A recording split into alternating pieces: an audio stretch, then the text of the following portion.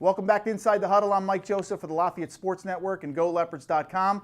This week it's game 149, Lafayette and Lehigh, and you got to be there at 12:30 on Saturday over at Goodman Stadium. I want to take a minute to thank the Friends of Football, who I met with before the game on Saturday. Had a great chance to talk to Fran and his guys there. If you want to become more of a part of Friends of Football, visit GoLeopards.com. Those guys are great. You get a chance to talk one thing, and that's football, what I love to do. Let's talk about the matchups for Lehigh-Lafayette week.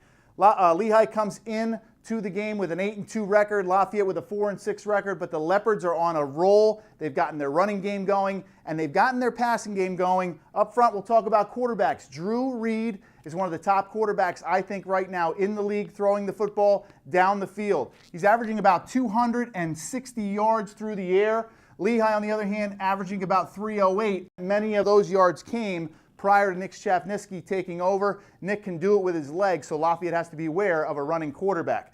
Running back position. On Behind the Mic, we talked about the Shermans. We had talked about Ross Sherman on one side for Lafayette. Well, Ross is averaging right now about 123 yards rushing for the offense, and on the other side, you can see about 151 yards rushing. Well, in the last 2 weeks, both running backs have really gone off. 182 yards for Keith Sherman last week.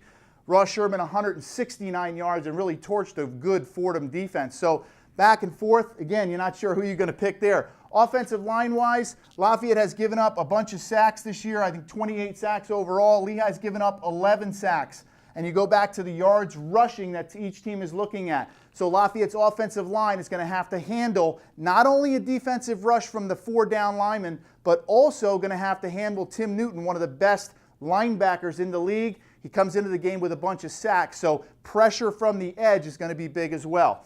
On the wide receiver position, you talk about Mark Ross. Well, Mark Ross is right around 940 or 920 yards receiving this year. Kerfis is over 1,100 yards. So the question is, if the secondaries take those guys away with double teams, under coverage, over the top coverage, who do you look to? Well, you may look to Josh Paris, who's has 30 catches for Lehigh. On the other hand, for Lafayette, you have Ross Sherman, who's fantastic out of the backfield. You have Justin Adams, and you have big Brandon Hall. So the edge may lean a little bit towards Lafayette and their receiving core.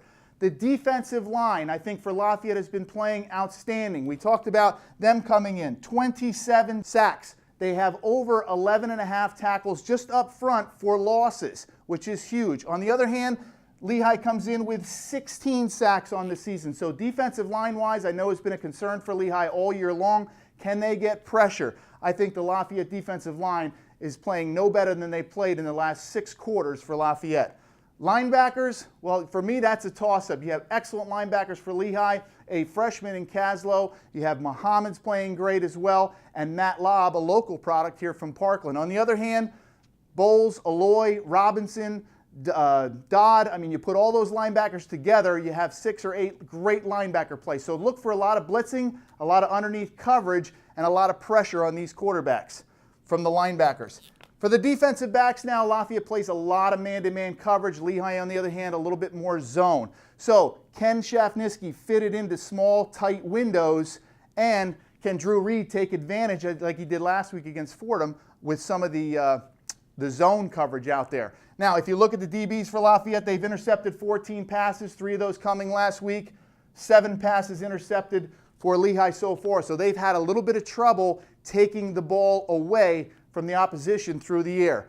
Special teams, Lafayette special teams, I'm going to give them a check mark. Special teams for Lafayette has been outstanding. Matt Smalley, 2 kickoff returns for touchdowns. And if you look, just in the last couple weeks, Ryan Graylish, the Lafayette kicker, has been outstanding. He leads the league in percentage, 9 out of 10 field goals made. He's a weapon I think Lafayette's going to have to use. I leave a question mark down here because one thing does puzzle me, and that's the fact that Lehigh has played on grass 5 times this year. Lafayette has played on grass 1 time this year. Does that come into play or does it not come into play? So I'm not quite sure if it's going to be a big factor. The other thing you can do is throw it all out the window because it's Lafayette Lehigh. We'll see you Saturday at 12:30.